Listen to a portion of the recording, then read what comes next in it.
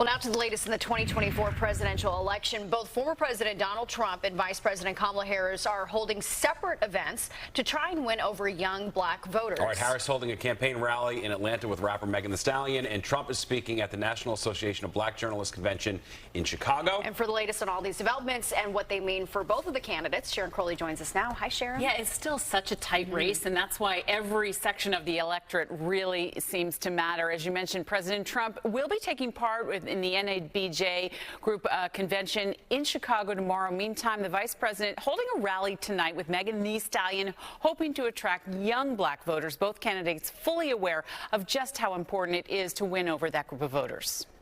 Madam Vice President, have you chosen your VP yet? Vice President Kamala Harris heading to Atlanta to hold a campaign rally with Grammy-winning rapper Megan Thee Stallion. Both she and former President Trump are trying to win over young black voters. Trump agreed to take part in an interview with the National Association of Black Journalists at their convention in Chicago Wednesday.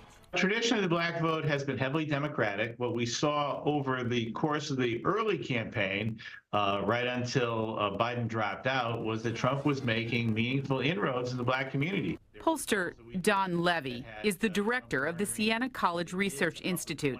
He explains why Biden was losing black voters. Black voters who most often told us that they were desperately concerned with the economy. They were beginning to be convinced that Trump would be a better steward of the economy.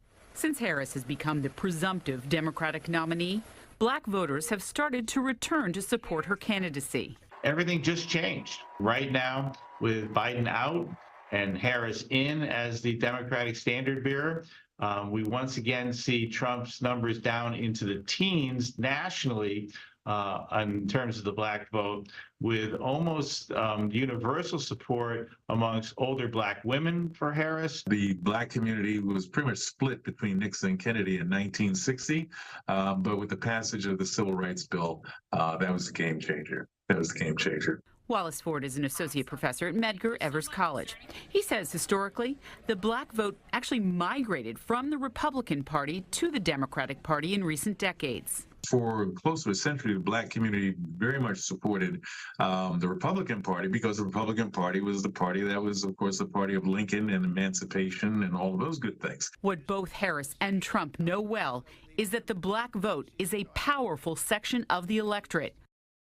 And candidates know it's not just about winning over black voters, but encouraging turnout, something that black women did very successfully for President Joe Biden, helping him win in 2020. Yeah, indeed. Great point. All right. Thanks, Sharon.